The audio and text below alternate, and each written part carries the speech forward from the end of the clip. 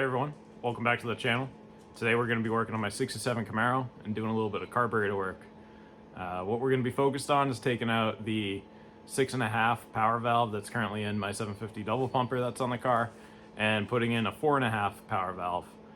The reason why we're doing that is once I get the motor together and I started driving it and put a vacuum gauge on it, I didn't realize how aggressive my cam was going to be and the vacuum output at idle. Right now at idle it has about 8 inches of vacuum, and that's a little bit too low for the stock 6.5 inch activated power valve. So what we'll be doing is we'll be putting in this 4.5, and that should solve some drivability issues. Also air fuel at wide open throttle. I'm not going to go through all the specifics around how power valves work and what they do from a scientific perspective with the car and air fuel and all that. What I will do is provide some links in the description below of some reasons why I decided to make this move and why you probably should too if you're in the same situation that I am. So let's get to it. Let's take off the carb and let's get this guy installed.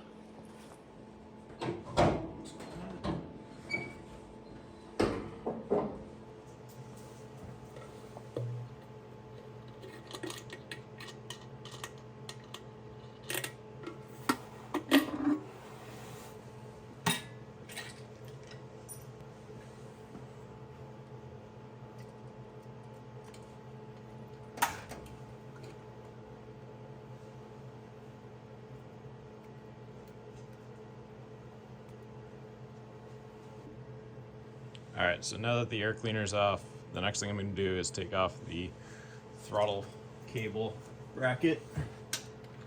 That way I can get access to drain the primary and secondary bowls. Let's get it off. There we go. Get that out of the way. Now we're going to drain the primary, secondary bowls. All I'm going to do for this is I'm just going to take out this bottom bolt here and the bottom bolt on the back. Once you pull those out, fuel should start draining out. I get a little cup to catch it.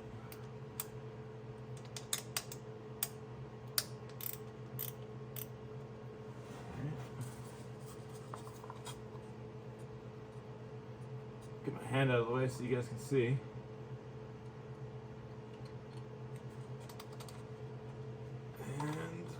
There we go. Get some fuel draining out there. A little might spill, it'll evaporate though.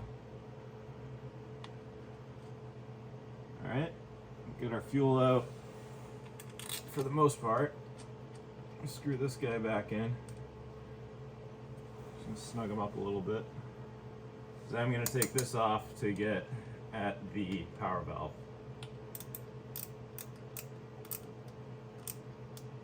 Snug that guy up a little bit. Do the same thing in the back. There we go. Drain out the back.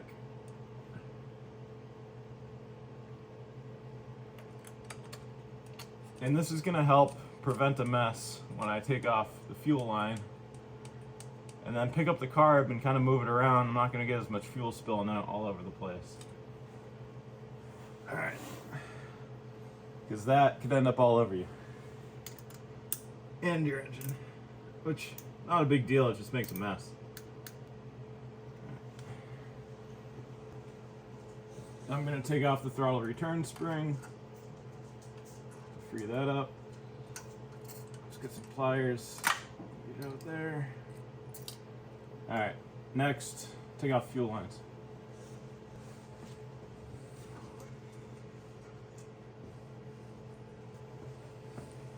Put a rag in here in case we do get some fuel spilling. This will at least catch most of it. Just like that. That looks pretty good. I got a 6 for my AN fittings here. And we'll break those free.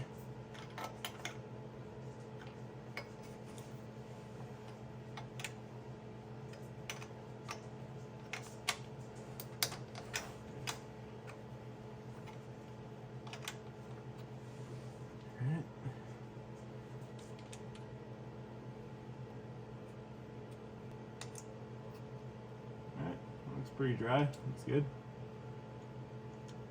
Alright, what we can do from here is I'll take this guy off.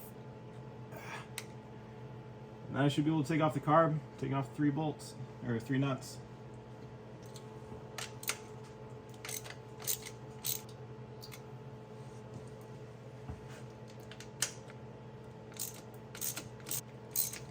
These washers are kind of a pain.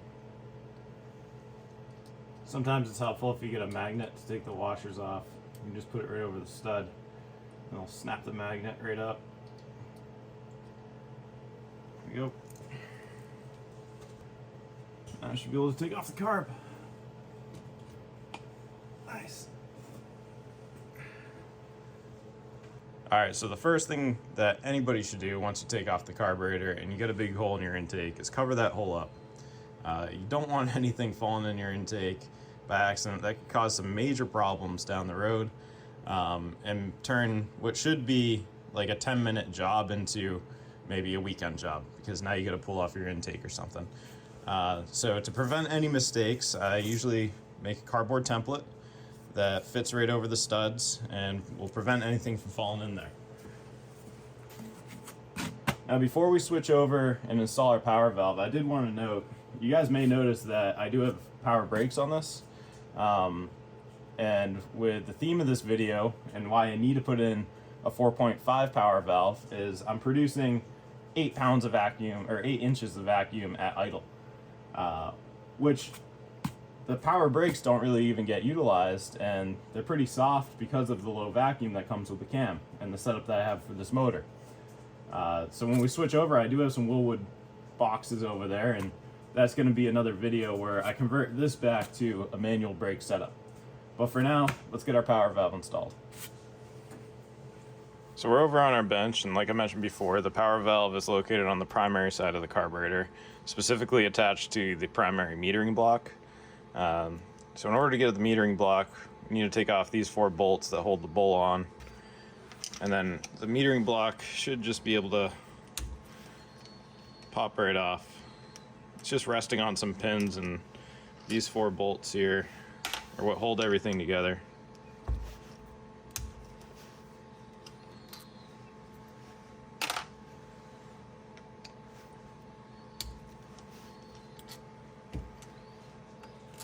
Notice I put a rag down because some fuel is going to spill out still.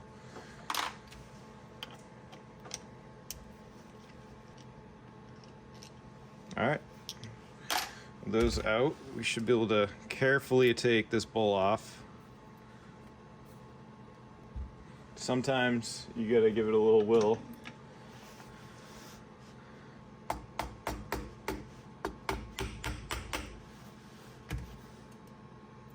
Okay. Make sure that gasket comes off nice. There we go. It's not too bad. Looks clean to me. There is a dark spot, but the gasket's fine in this location. Now that that's off, I should be able to take off this primary metering block.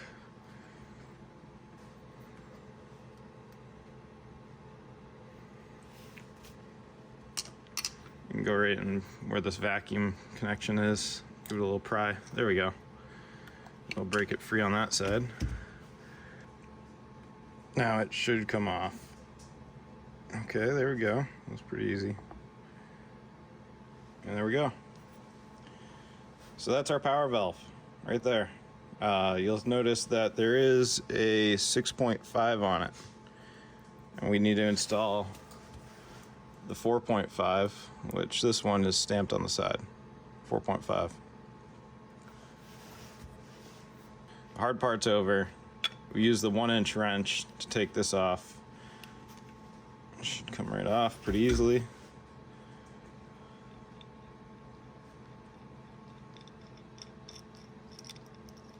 There we go.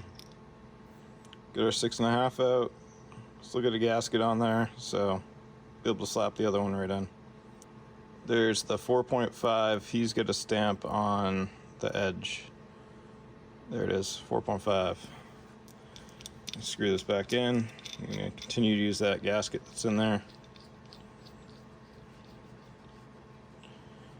Okay. Tighten it up with a wrench.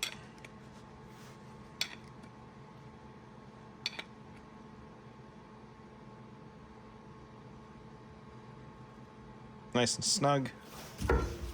Now we can reassemble. Put this on. And we can put our bowl back on. Let's see. There we go.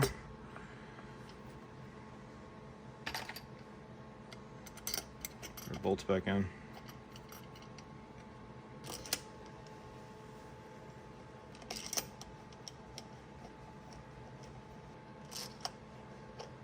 Snug these up, hand tight.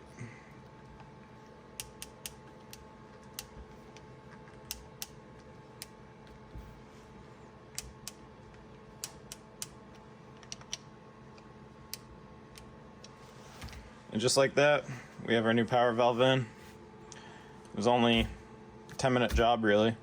And so normally I would go and I'd take this and put it right back on the car. But like I had mentioned, the next job is to get into those Willwood boxes and install some manual brakes. So that's the next video to come on the Camaro, and we'll see you guys then. Thanks a lot.